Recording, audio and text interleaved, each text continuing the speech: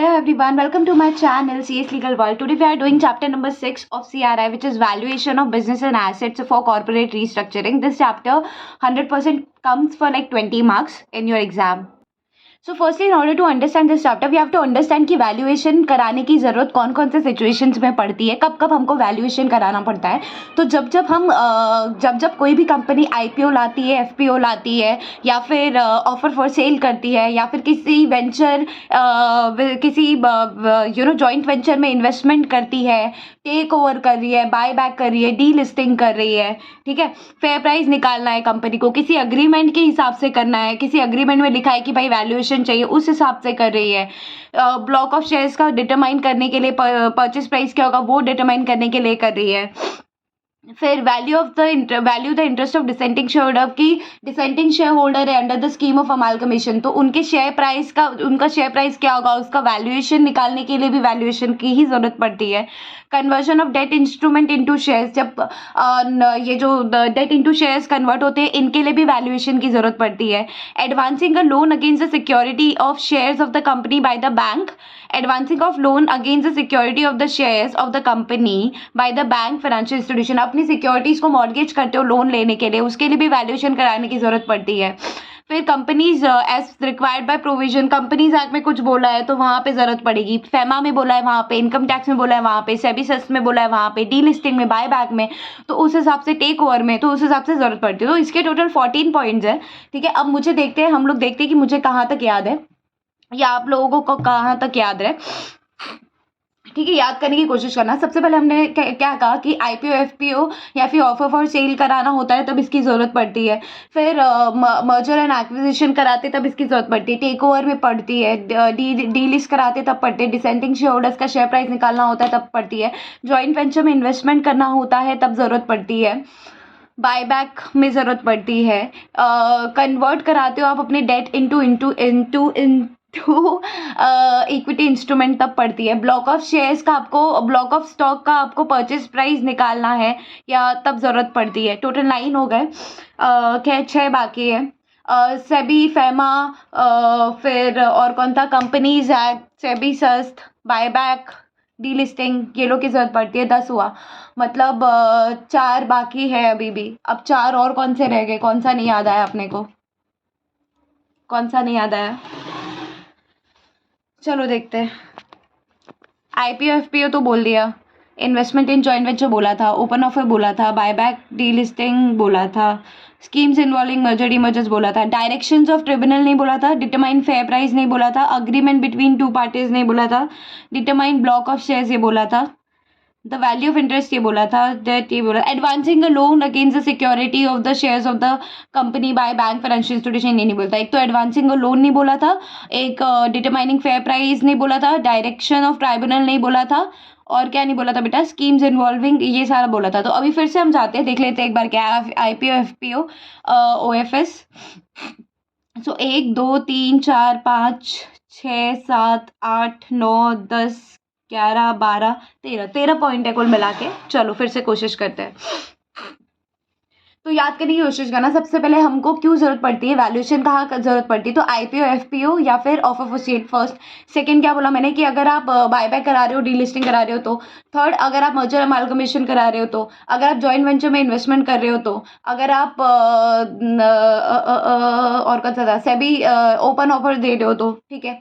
और अभी तो सिर्फ 5 हुए. और क्या था, डेट इनटू इक्विटी में कन्वर्ट करा रहे हो तो, ब्लॉक ऑफ शेयर्स का परचेस प्राइस निकालना है तो, फेयर प्राइस निकालना है तो, कंपनी के सिक्योरिटीज को आप मॉर्गेज कर रहे हो, मतलब you are taking a loan, securing a loan by giving your security to the bank financial institution, तो ठीक है 9 नहीं हुआ. और एक तो SEBI, FEMA, buy back, last वाला पॉइंट, ये 10 पॉइंट हुए. 4 कौन से रह गए अभी, फिर से 4 रह गए.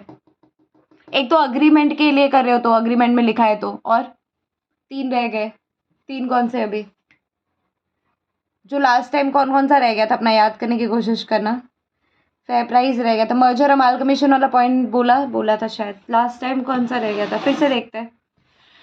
आईपीओ एफपीओ हुआ, जॉइंट वेंचर हुआ, ओपन ऑफर हुआ, बायबैक, डी लिस्टिंग हुआ, स्कीम्स ये हुआ, डायरेक्शंस ऑफ ट्रिब्यूनल फिर से भूल गए, determining the fair price, agreement between 2 parties, determining purchase price ये बोला था, value of dissenting share holder ये रह गया इस बार, कन्वर्जन बोला था, ये भी बोला था, ये भी बोला था। फिर से एक लास्ट ट्राई देते हैं, हो गया तो हो गया, फिर हम लोग नेक्स्ट क्वेश्चन में मिलेंगे।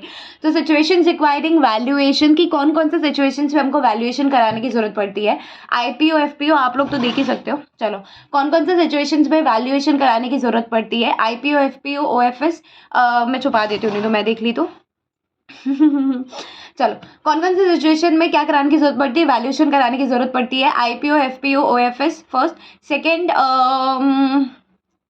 जॉइंट वेंचर में अगर आप इन्वेस्टमेंट कर रहे हो तो मर्जर अमाल्गमेशन करा रहे हो तो फेयर प्राइस निकालने के लिए, ब्लॉक ऑफ शेयर्स का परचेज प्राइस निकालने के लिए, लोन अगर आप सिक्योर कर रहे हो by giving your security to the bank financial institution, तो कंपनी सेबी फेमा ये वाले लोग, बायबैक डीलिस्टिंग के लिए, उसके बाद डिसेंटिंग शेयर होल्डर का शेयर प्राइस निकालने के लिए, डायरेक्शंस ऑफ ट्रिब्यूनल के लिए 10 पॉइंट।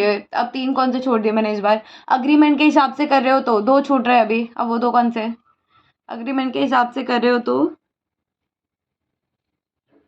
और कौन से छूटे भाई अभी?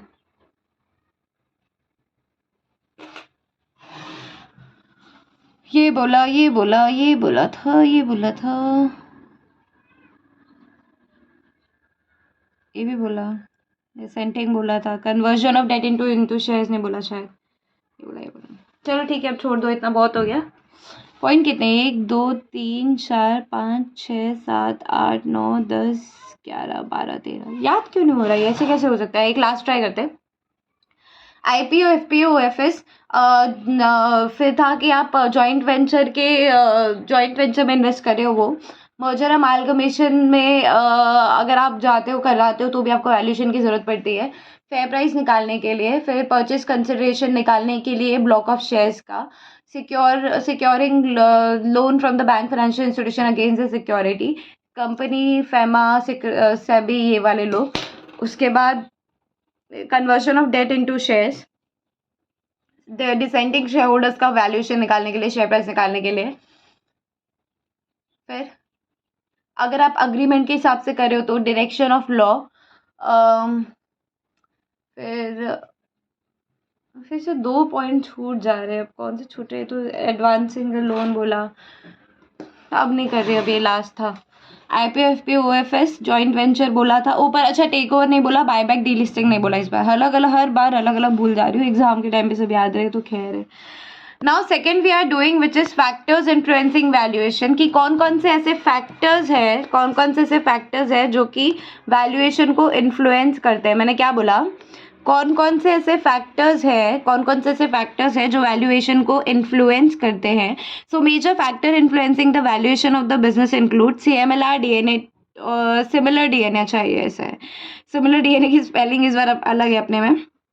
चलो, date equity ratio, nature of business and it's growth history, customer base, areas of operation, audited financial statement, management team and it's competency, litigation and disputes, related party transaction. तो सिमिलर DNA में एक तो related party transaction हो जाएगा R से, L से हो जाएगा लिटिगेशन एंड डिस्प्यूट, M से हो जाएगा मैनेजमेंट टीम कॉम्पिटेंसी, C से हो जाएगा कस्टमर बेस। की मेजर फैक्टर कौन से फैक्टर है जिनकी वजह से influencing the valuation of the business? तो customer base, management team competency, litigation and dispute, RPT, debt equity ratio, nature of business, area of operation and audited financial statement. उसके बाद बोला salient factors include 2 companies, the stock exchange price of the shares of the 2 companies before the commencement of negotiation or the announcement of the bid। फिर ये सारी चीज़ें भी है, ये सारी पॉइंट्स भी है। चलो देखते हैं इसको कैसे याद करना।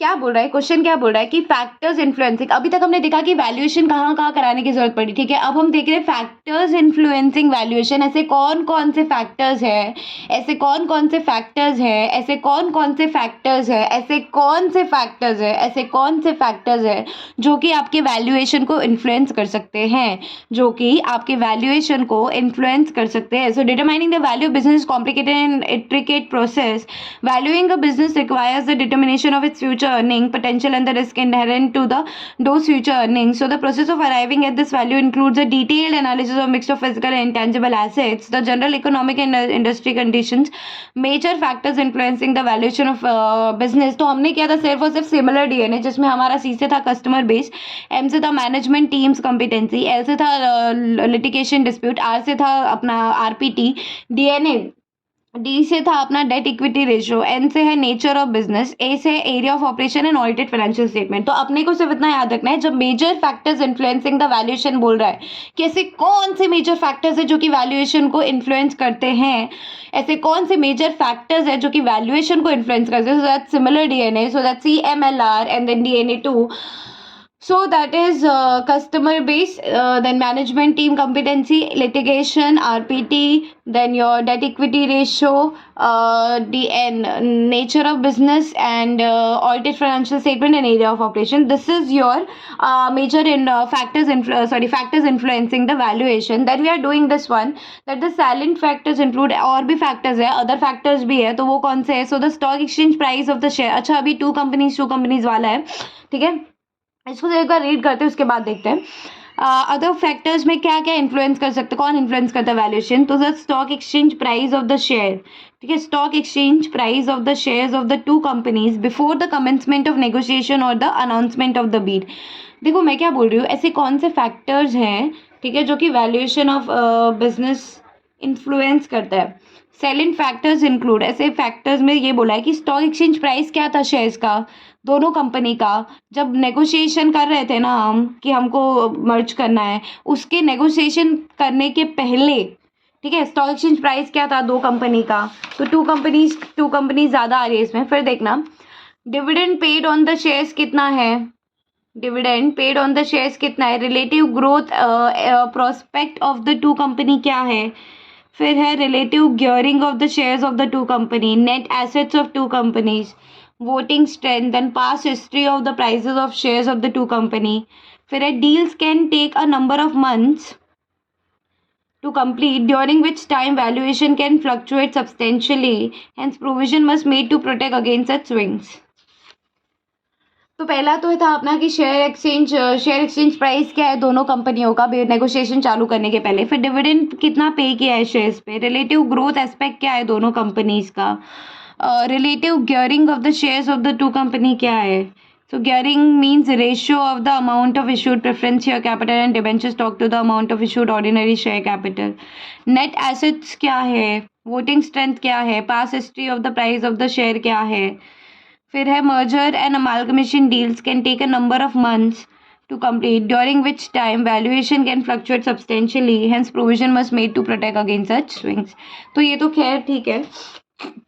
अदर फैक्टर्स में 8 पॉइंट अगर मैं देखूँ तो कहीं ना कहीं ये इससे आ गया, शेयर प्राइस से आ गया कि शेयर प्राइस बता दो दोनों कंपनी का नेगोशिएशन के पहले, डिविडेंड बता दो, वोटिंग बता दो, ठीक है, फिर वोटिंग के साथ साथ रिलेटिव ग्रोथ प्रोस्पेक्टस बता दो, नेट एसेट्स बता दो दोनों कंपनीज का, past history of the price of the shares बता दो, और मर्जर अमाल्गमेशन ये जो है इसमें बहुत महीने लग जाते हैं.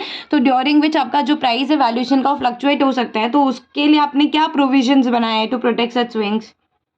सो these are the other factors, ठीक है, these are the other factors. तो अगर अपने को याद रखना है अभी, ठीक है, याद रखना है कि फैक्टर्स इन्फ्लुएंसिंग वैल्यूएशन की कौन से फैक्टर्स है जो कि वैल्यूएशन को इन्फ्लुएंस करते हैं. तो अपने को पता है सिमिलर डीएनए में अपना क्या आ जाएगा, सी से आ जाएगा कस्टमर बेस, एम से आ जाएगा मैनेजमेंट कॉम्पिटेंसी, एल से आ जाएगा लिटिगेशन, आर से आ जाएगा आरपीटी, डी से आ जाएगा अपना डी से क्या था, डी से जो भी है, एन से आ जाएगा नेचर ऑफ बिजनेस, ए से आ जाएगा area of operation and audited financial statement, D से आ जाएगा आपका डिविडेंड इक्विटी रेशियो या इक्विटी, हाँ date equity ratio, sorry dividend नहीं, डेट इक्विटी रेशियो. उसके बाद अदर फैक्टर्स में भी 8 पॉइंट है. अब वो अदर फैक्टर्स में भी 8 पॉइंट कौन कौन से देखना.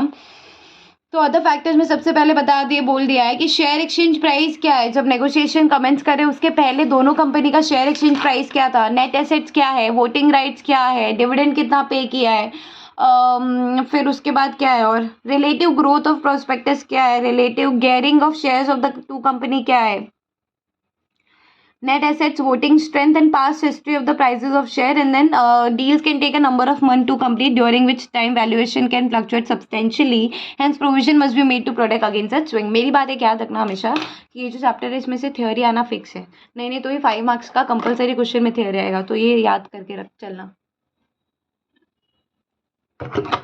तो अगर अब मैं बात करूँ कि कौन से फैक्टर्स है जो कि इन्फ्लुएंस करते हैं वैल्यूएशन को, तो उसमें क्या आ जाएगा बेटा, similar DNA, customer base, market management competency, litigation, RPT, date equity ratio, nature of business, area of operation, audited financial statement. फिर अदर सेलेंट फीचर क्या है कि नेगोशिएशन करने के पहले दोनों कंपनी का स्टॉक एक्सचेंज प्राइस क्या है, वोटिंग शेयर क्या है, नेट एसेट्स क्या है, पास्ट प्राइस क्या है, फिर गियरिंग रेशियो बता दो, और gearing growth relative growth prospectus बता दो दोनों कंपनी का, gearing of the shares of the relative gearing of the shares of the company बता दो, net assets, voting strength, past history of the prices of share, merger amalgamation deal can take a number of months to complete, so during वो fluctuate होगा pricing, valuation, hence provision must be made to protect against such swings। खत्म हो गया दो पूरा। फिर है कि प्रिलिमिनरी स्टेप्स इन वैल्यूएशन क्या होगा। अभी तक हमने क्या पढ़ा, अभी तक हमने 2 क्वेश्चन अच्छे से पढ़ लिए। 2 क्वेश्चन क्या पढ़ा था हमने, एक क्वेश्चन तो हमने पढ़ा था कि वैल्यूएशन किस सिचुएशन में कराने की जरूरत पड़ती है, दूसरा क्वेश्चन हमने पढ़ा था कि कौन से फैक्टर्स है जो कि वैल्यूएशन को इन्फ्लुएंस कर सकते हैं। उसके बाद अब हम पढ़ रहे हैं प्रिलिमिनरी स्टेप्स क्या होगा वैल्यूएशन में। क्या पढ़ रहे बेटा हम, प्रिलिमिनरी स्टेप्स क्या होगा वैल्यूएशन में। तो सबसे पहले समझ में आना चाहिए अपने को बिजनेस वैल्यूएशन, ऐसा क्वेश्चन आ गया आपको, ठीक है, that business valuation involves analytical and logical application, analysis of historical, future, tangible and intangible attributes of business. So the primary study to valuation involves the following. So what steps involves in the primary valuation? So what are the primary steps involved in the valuation? ऐसे भी आ सकता है ना, what are the primary steps involved in the valuation? कि primary steps क्या है, मुझे एक बात बताना, वैल्यूएशन करना है, ठीक है, अब वैल्यूएशन करना है तो प्राइमरी स्टेप्स क्या होगा, वैल्यूएशन करने जा रहे हो, प्राइमरी स्टेप्स क्या होगा। सबसे पहले तो ये पता चलना चाहिए कि पर्पस ऑफ वैल्यूएशन क्या है, गुडविल क्या है कंपनी का, ब्रांड नेम का मार्केट में, बिजनेस एनवायरनमेंट कैसा है, forecast of future cash flow, company listed है क्या, लिस्टेड है तो शेयर्स ट्रेडेड है क्या frequently, industry, the industry of which the entity is part of, कौन सी industry of the entity, industry क्या है एंटाइटी की, इंडस्ट्री का पी रेशियो क्या है, past and future growth rate क्या है, कॉम्पिटिटर्स जो है वो लोकली है कि इंटरनेशनली भी है, whether any similar valuation has been done recently, technology concerning the enterprise and its probability of obsolescence, accepted discounting rate कुछ है क्या, market capitalization, identification of hidden liabilities। अब इसको याद करना है, ऐसे आ गया समझो कि preliminary steps क्या है वैल्यूएशन में। तो सबसे पहले याद रखना कि पर्पस क्या है वैल्यूएशन का, ठीक है, फिर कॉम्पिटिटर्स कौन है, लोकली है या फिर यहाँ इंटरनेशनली भी है, गुडविल क्या है। आप क्या कर रहे हो, क्वेश्चन आप क्या कर रहे हो कि business valuation involves analytical and logical application, analysis of historical, future, tangible and intangible attributes of business. So the primary study to valuation involves the following aspect, कि जब आप प्राइमरी स्टेप्स लेते हो वैल्यूएशन करने के लिए तो आप क्या क्या चीज़ें देखोगे, ठीक है, आप क्या क्या चीज़ें देखोगे जब आप प्राइमरी स्टेप्स लेते हो वैल्यूएशन करने के लिए। तो सबसे पहले मैं देखूंगी कि क्या पर्पस है, क्यों वैल्यूएशन क्यों करना है, बायबैक और इसलिए करना है, क्यों करना है, वैल्यूएशन करना क्यों है, पहला चीज़। सेकेंड की ठीक है, कंपनी का गुडविल क्या है, कंपनी के कॉम्पिटिटर्स कौन है, लोकली इंटरनेशनली सब है क्या, कंपनी का बिजनेस एनवायरनमेंट कैसा है, एस्टिमेशन फोरकास्ट क्या है ऑफ फ्यूचर कैश फ्लोज, कितना आने वाला है, कंपनी लिस्टेड है क्या, अच्छा लिस्टेड है तो फ्रीक्वेंटली ट्रेडेड है क्या, इंडस्ट्री क्या है कंपनी का, ठीक है, इंडस्ट्री का पी रेशियो क्या है, past and future growth rate क्या है, फिर है whether any similar valuation has been done recently, technology concerning the enterprise and its probability of obsolescence कुछ है क्या, एक्सेप्टेड डिस्काउंटिंग रेट क्या है, मार्केट कैपिटलाइजेशन क्या है, identification of hidden liabilities company में कुछ है क्या। तो वैल्यूएशन कराने जा रहे हो तो सबसे पहले प्रिलिमिनरी स्टेप्स क्या होता है वैल्यूएशन में। तो सबसे पहले हम देखते हैं कि पर्पस क्या है वैल्यूएशन का, बिजनेस एनवायरनमेंट क्या है, गुडविल क्या है, कॉम्पिटिटर्स लोकली इंटरनेशनली कौन है, ठीक है, फिर कैश फ्लो क्या कितना है, डिस्काउंटेड कैश फ्लो कितने हैं, डिस्काउंटेड रेट कुछ है क्या, एक्सेप्टेड डिस्काउंटिंग रेट कुछ है क्या, कंपनी लिस्टेड है क्या, अच्छा लिस्टेड है तो फ्रीक्वेंटली ट्रेडेड है क्या, फिर इंडस्ट्री क्या है कंपनी का, ठीक है। उसके बाद आ जाएगा वेदर कोई सिमिलर वैल्यूएशन किया है क्या अभी, ठीक है। Technology concerning the enterprise in probability है क्या ऑब्सोलेसेंस के, ठीक है। मार्केट कैपिटलाइजेशन क्या है, आइडेंटिफिकेशन ऑफ हिडन लायबिलिटीज। तो बेसिकली इसमें भी 14 पॉइंट है, इसमें भी प्रिलिमिनरी स्टेप्स टू वैल्यूएशन, इसमें भी 14 पॉइंट है। अब वो 14 पॉइंट अपने को लर्न करना है, फिर ही निकलना है यहाँ से। तो क्या 14 पॉइंट है प्रिलिमिनरी स्टेप्स इन वैल्यूएशन, ठीक है। कौन से 14 पॉइंट है जो कि वैल्यूएशन पर डिपेंड करते हैं, प्रिलिमिनरी स्टेप्स पर डिपेंड करते हैं। तो मैंने सबसे पहले पूछा यहाँ पे, या फिर सबसे पहले बोला कि प्रिलिमिनरी स्टेप्स में जब करने आती हूँ, मैं सबसे पहले देखूँगी वैल्यूएशन ऑफ बिजनेस जो है, कि कंपनी का पर्पस क्या है वैल्यूएशन कराने का, गुडविल कितना है मार्केट में, बिजनेस एनवायरनमेंट क्या है, एक्सेप्टेड डिस्काउंटेड रेट कुछ है क्या, ठीक है। मार्केट कैपिटलाइजेशन कितना है। उसके बाद में देखूंगी कि कंपनी लिस्टेड है क्या, अच्छा लिस्टेड है तो फ्रीक्वेंटली ट्रेडेड है क्या, कंपनी का कैश फ्लो हो गया था क्या, forecast of future cash flow कितना है, फिर इंडस्ट्री क्या है कंपनी की, इंडस्ट्री का पी रेशियो क्या है, फ्यूचर ग्रोथ प्रोस्पेक्टस क्या है, फिर था कि whether similar valuation has been done recently, obsolescence का प्रोबेबिलिटी है क्या, फिर था आइडेंटिफिकेशन ऑफ हिडन लाइबिलिटीज कुछ है क्या। तो अभी 14 पॉइंट है, देखते अपने को याद हुआ या नहीं हुआ है, ठीक है। ये 14 पॉइंट है, अब देखते अपने को याद हुआ या नहीं याद हुआ। तो सबसे पहले valuation of business, goodwill, sorry valuation of business कर रहे हैं हम लोग, स्टेप्स क्या होगा प्रिलिमिनरी। तो सबसे पहले पर्पस क्या है वैल्यूएशन का, गुडविल कुछ क्या है कंपनी का, बिजनेस एनवायरनमेंट कैसा है, एक्सेप्टेड डिस्काउंटेड रेट कुछ है क्या, estimated forecasted cash flow company में कितना आने वाला है। उसके बाद कंपनी का ये सब हुआ। उसके बाद क्या था, कंपनी लिस्टेड है क्या, लिस्टेड है तो फ्रीक्वेंटली ट्रेडेड है क्या, फिर 3 बचा है 10 कंप्लीट होने में, और क्या था, प्रीलिमिनरी स्टेप्स इन वैल्यूएशन की वैल्यूएशन क्यों करा रहे हैं, मार्केट कैपिटलाइजेशन एक पॉइंट हो गया, और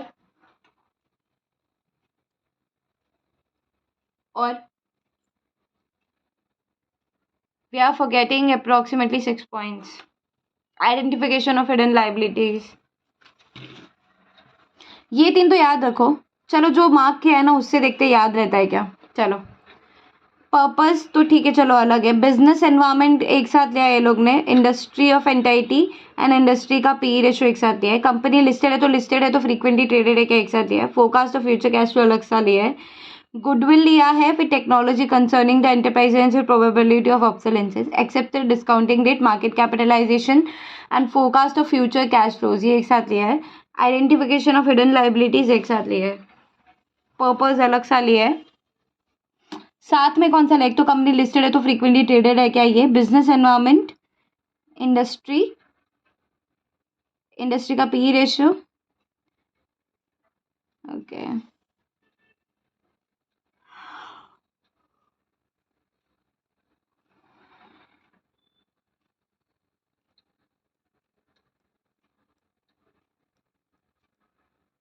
लास्ट कोशिश, ठीक है। प्रिलिमिनरी स्टेप्स क्या होगा, सबसे पहले पर्पस क्या है वैल्यूएशन का, गुडविल, बिजनेस एनवायरनमेंट के बाद आएगा अपना इंडस्ट्री क्या है एंटाइटी का, और इंडस्ट्री से रिलेटेड इंडस्ट्री का पी रेशियो कितना है, कंपनी लिस्टेड है क्या, लिस्टेड है तो फ्रीक्वेंटली ट्रेडेड है क्या, फिर कुछ सिमिलर वैल्यूएशन कराया था क्या अभी रिसेंटली आपने बिजनेस में, हिडन लाइबिलिटीज कुछ है क्या, मार्केट कैपिटलाइजेशन क्या है, एक्सेप्टेड कैश फ्लो क्या है, कॉम्पिटिटर्स कौन है लोकली और इंटरनेशनली। ये 2 छूट रहे हैं, अब कौन से छूट रहे हैं पता नहीं। पर्पस बोला, गुडविल बोला, एनवायरनमेंट बोला, ये दोनों बोला, ये दोनों बोला, ये भी बोला, फोकस का शायद याद नहीं आ रहा, टेक्नोलॉजी नहीं बोला एक, तो एक हिडन लाइबिलिटीज नहीं बोला। लास्ट कोशिश फिर से, प्रिलिमिनरी स्टेप्स क्या है वैल्यूएशन का, 14 पॉइंट्स है टोटल। अब हम फिर से करने की कोशिश करते हैं। पर्पस क्या है बिजनेस का, ठीक है। कंपनी लिस्टेड है क्या, लिस्टेड है तो फ्रीक्वेंटली ट्रेडेड है क्या, एक्सेप्टेड डिस्काउंटेड रेट क्या है, market capitalisation, hidden liabilities, technology मतलब ऑब्सोलेंसेस कुछ है क्या, प्रोबेबिलिटी ऑफ ऑब्सोलेंसेस कुछ है क्या, फिर है आपका अभी कितना बोल रहे वही नहीं याद है, फिर से करते चलो। पर्पस ऑफ वैल्यूएशन क्या है? Goodwill, business environment, industry of entity, industry हो गया तो पी रेशियो ऑफ इंडस्ट्री है ना, वो नहीं, क्या है वो, पी रेशियो ही है ना, P ratio of the industry. 5 हो गए। और उसके बाद आपका आएगा कॉम्पिटिटर्स लोकली इंटरनेशनली कौन है। Market capitalisation, accepted discounted cash rate, accepted discounted rate, hidden liabilities. Okay great. 5 बाकी है, वो 5 कौन से? रिसेंटली कुछ करा है क्या वैल्यूएशन? ओके,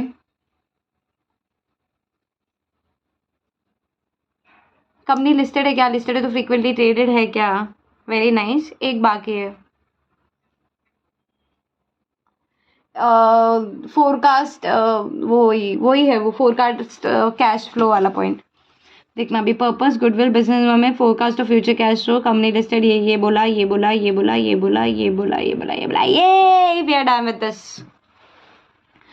फिर है methods of valuation, valuation techniques. Methods of valuation क्या होगा? Methods of valuation, methods of valuation, valuation technique की वैल्यूएशन टेक्निक कैसे करोगे आप? So the commonly use methods of valuation are net asset value method, net asset value method की बोल रहे हैं वो लोग, बोल रहे हैं methods of valuation, valuation technique में वो लोग बोल रहे हैं the commonly method use this NAV used when business are non-operating such as under CIRP liquidation, only current liabilities minus होगा। so net asset value method, asset based, अच्छा ये वो है बाबा, goodwill वाला मेथड है। net asset value, asset based method, income based method, market capitalization method, discounted cash flow method and liquidation value method। तो methods of valuation कैसे, कि valuation कैसे करोगे? तो net asset value, income based approach, वही income based method, asset based method, market capitalisation method, discounted cash flow method and liquidation value method. फिर है कि एसेट बेस्ड अप्रोच कैसा होगा, वो दिखाया है। कर ले क्या बेटा? चलो कर लेते, क्या ही प्रॉब्लम है।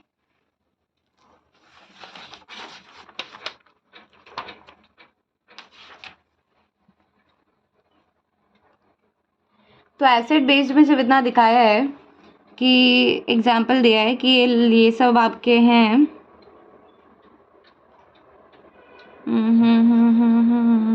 ये मैं काम करूँगी, ये वाला मैं आपको स्कैनर से ले लूँगी, तो अब इसको रहने दो, ये वैल्यूएशन रहने दो।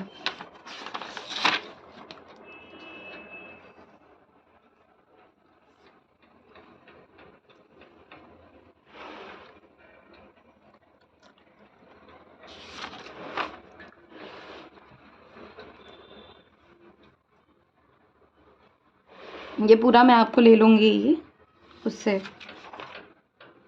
किससे, किससे, स्कैनर से, ठीक है। अभी अपन सिर्फ थ्योरी पे फोकस करेंगे बिकॉज थ्योरी 5 मार्क्स का फिक्स आता है, इसमें से 5 to 10 मार्क्स का फिक्स थ्योरी आता है।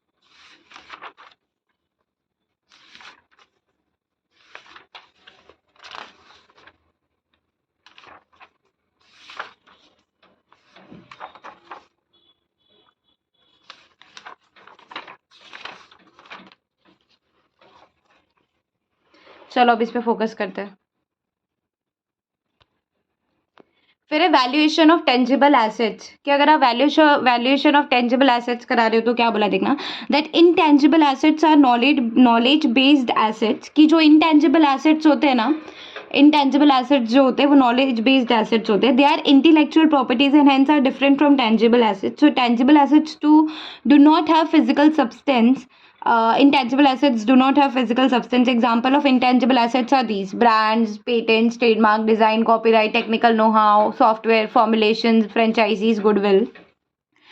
So valuation of intangible asset बताए कैसे करना है. So a brand is distinguishing symbol, mark, logo, name, word, sentence or combination of these items that companies use to distinguish their product from others in the market. So a trademark is a recognizable sign, design or expression which identifies products or services of a particular this one. Some of the intangible assets such as trademark, copyright, patent, brand are legally enforceable. These are called legal intangible assets. Business intangible assets are goodwill, customer list and customer loyalty etc. So the tangible assets are needed for या फिर to tangible asset क्यों intangible assets क्यों लगते sorry intangible assets का use क्यों होता है तो बिजनेस वैल्यू एडिशन करने के लिए डिस्टिंग्विश करने के लिए प्रोडक्ट को इम्प्रूव करने के लिए value of stake holder create a business image legal provisions governing intangible assets at national level are given below.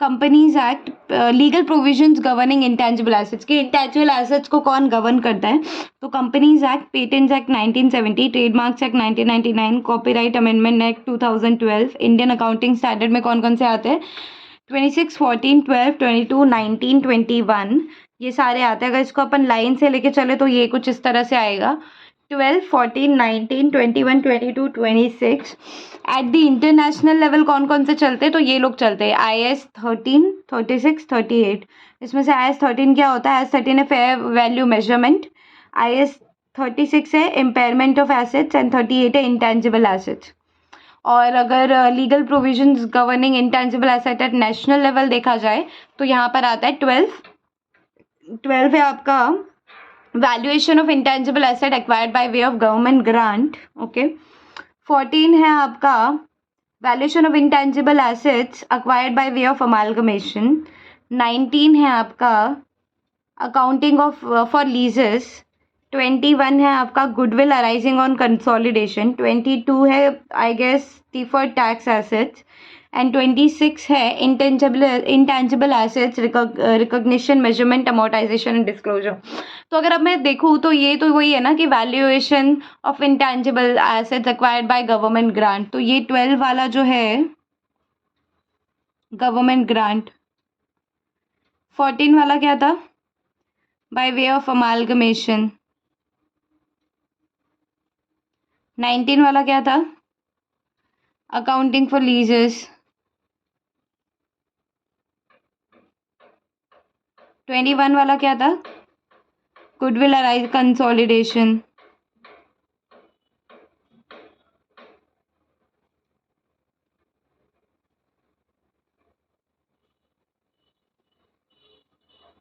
फिर 22 है आपका डिफर्ड टैक्स एसेट्स एंड 26 है आपका intangible assets recognition measurement amortisation and disclosure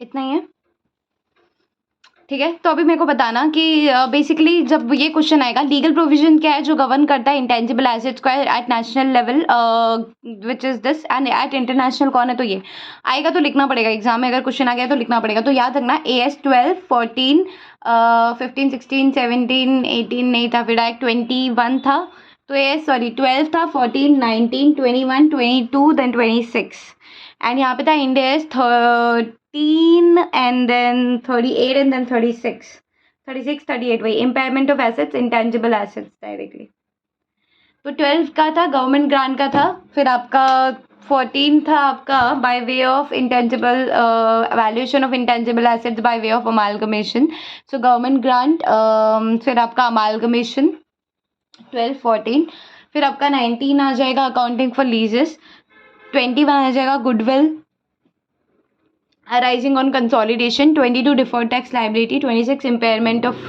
वही ना 26 intangible asset recognition measurement amortization and disclosure impairment of assets is 36 चलो इसके पीछे कुछ है क्या देख लेते हैं एक बार नहीं alrighty तो अब मुझे बताना कि वैल्यूएशन का legal provision governing intangible asset क्या है तो वही companies act patents act trademark copyright फिर इंडेस यही मत भूलना बेटा कंपनीज पेटेंट ट्रेडमार्क कॉपीराइट देखो ना ये सारे वो है पेटेंट ट्रेडमार्क कॉपीराइट और कंपनीज एक्ट इंडेस में तो आपका 12, 14, 19, 21, 22, 26 12 था by way of valuation of intangible assets by way of government grant, फिर था by way of amalgamation, next था अकाउंटिंग फॉर लीजेस, फिर था ये था कंसोलिडेशन का कुछ तो था ना, गुडविल अराइजिंग ऑन कंसोलिडेशन। 22 था डिफर्ड टैक्स एसेट्स। 26 है आपका intangible asset recognition, measurement, amortization and disclosure. So this is how it's done at international level. वही IAS 13, 36, 38. IAS 13 is fair value measurement, impairment of assets and intangible assets. फिर यहाँ पे भी कुछ आ रहा है क्या? Patent corporation theory, patent corporation treaty, IFRS 3 business combination, विपो world intellectual property right organisation, trade related aspect of IPR। अभी क्या बोल सकते हैं, ये सारी चीज़ें हैं। फिर EVA के बारे में दिया है कैसे निकालना है, तो इस पे क्वेश्चंस भी काफ़ी आते हैं। फिर एक सेंसिटिविटी एनालिसिस है,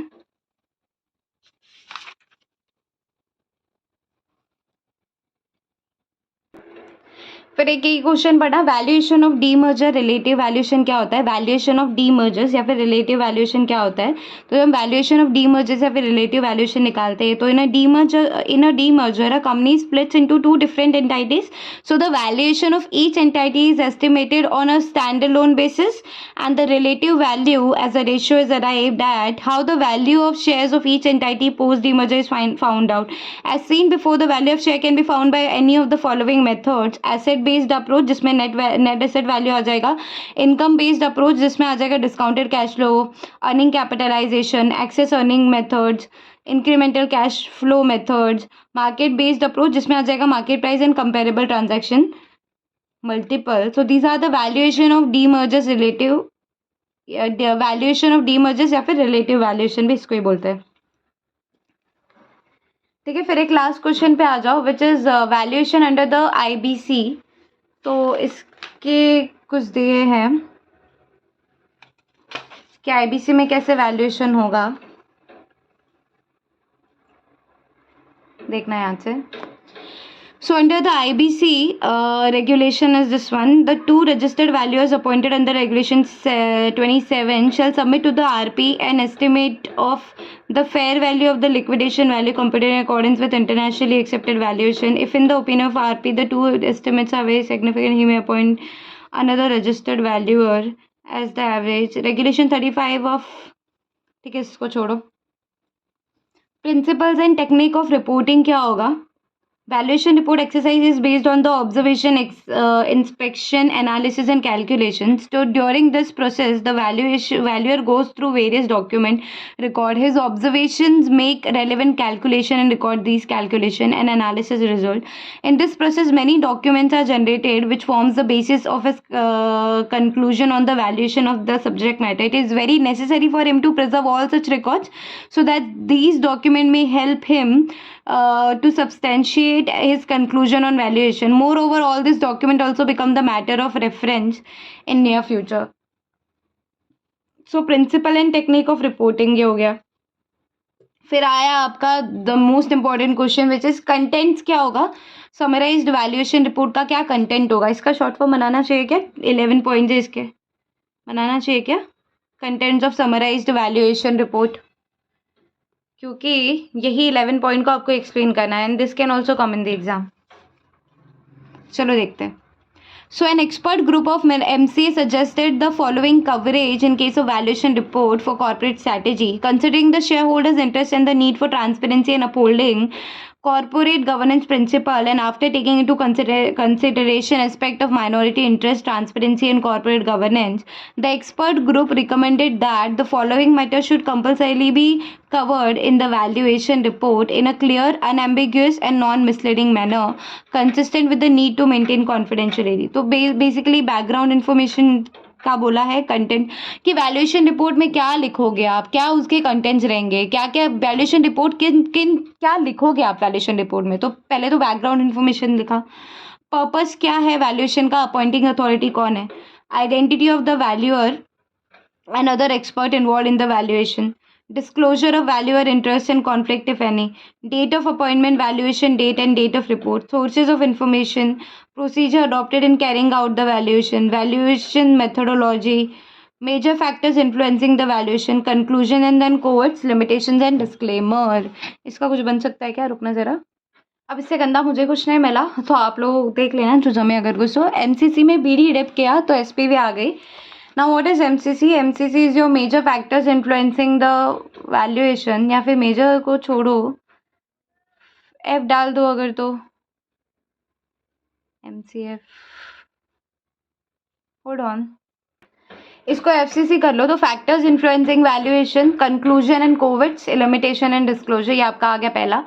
बी से आ गया बैकग्राउंड इन्फॉर्मेशन, डी से आ गया डिस्क्लोजर ऑफ वैल्यू और इंटरेस्ट, कॉन्फ्लिक्ट इफ एनी, फिर डी से आ गया date of appointment, valuation date and date of report. I से आ गया आपका identity of the value and the other expert involve in the valuation. P से आ गया आपका पर्पस क्या है वैल्यूएशन का एंड अपॉइंटिंग अथॉरिटी का, एंड उसके बाद आ गया आपका SPV which is sources of information, procedures क्या है एंड वैल्यूएशन मेथोडोलॉजी क्या होगी। तो अगर एफसीसी में बोलूँ कि एफसीसी से क्या आ गया, तो एक था फैक्टर्स इन्फ्लुएंसिंग वैल्यूएशन, सी से आ जाएगा कोविड्स, लिमिटेशन एंड डिस्क्लेमर, सी से आ जाएगा एक कंक्लूजन। तो एफसीसी तो भैया शॉर्ट है। एसपीवी भी क्या था अपना, source of information, procedures for valuation, and V से भी अपना शॉर्ट था वैल्यूएशन मेथड क्या होगा, करेक्ट है। उसके बाद एसपीवी भी ठीक है, एफसीसी भी हो गया। बीडी डिप का प्रॉब्लम आ रहा है ना, बी से क्या है बैकग्राउंड इन्फॉर्मेशन, ये भी सही है, दो डी है और आईपी है। पी से क्या था अपना पर्पस ऑफ वैल्यूएशन, ये भी सही है। डी से क्या था, एक तो डेट ऑफ कुछ था ना बेटा, date of appointment, valuation date क्या होगी, डेट ऑफ रिपोर्ट क्या होगा। 8D से था डिस्क्लोजर ऑफ वैल्यू और इंटरेस्ट, कि वैल्यूअर का कोई इंटरेस्ट है क्या, फैक्ट, अच्छा ओके। आई से आपका identity of the valuer and any other expert involve. P से आपका पर्पस ऑफ वैल्यूएशन। इजी है वैसे, चलो फिर से देखने की कोशिश करते हैं। कंटेंट्स क्या होगा कि आपका जो आपका ये है ना, जो वैल्यूएशन रिपोर्ट आपने जो बनाया है उसमें क्या लिखा होगा आपने, तो सबसे पहले आपने लिखा होगा ना कि कौन से फैक्टर्स है जो वैल्यूएशन को इम्पैक्ट करे। So what are the factors influencing the valuation first. C से आगे आपका कुछ कंक्लूजन है क्या, कुछ कोविड है, कुछ कंक्लूजन आएगा आपके इसमें, कोविड लिमिटेशन प्रिंसिपल कुछ है तो वो डिस्क्लेमर जो है वो आ जाएगा। तो एफसीसी हो गया।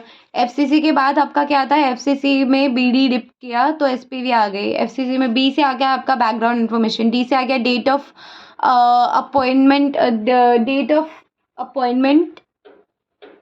Date of valuation and date of record, ऐसे डेट ऑफ रिपोर्ट, बराबर है। फिर बीडी हो गया, फिर डिप किया तो आई से आ गया आपका डिप किया, डी एक और एंड डिस्क्लोजर ऑफ वैल्यू और इंटरेस्ट, ओके।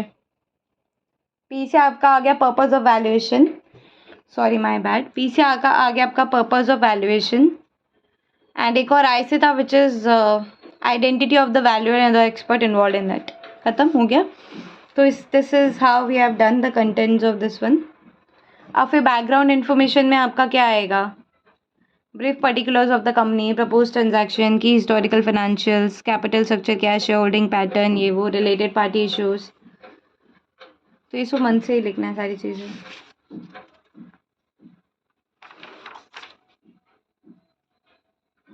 वैल्यूएशन मेथोडोलॉजी में वही कि एसेट बेस्ड है क्या, book value, adjusted value, liquidation value, income based में ये चीज़ें लिखनी है। चलो हो गया, I am done with this now. ये आपका थ्योरी खत्म होता है यहाँ पर। अगर आपको स्कैनर के क्वेश्चन देखने हैं तो इसका पार्ट 2 आएगा, जिसमें वैल्यूएशन के अभी तक के जितने भी क्वेश्चन आए हैं वो स्कैनर के सारे में सॉल्व कराऊंगी। Okay, bye for now.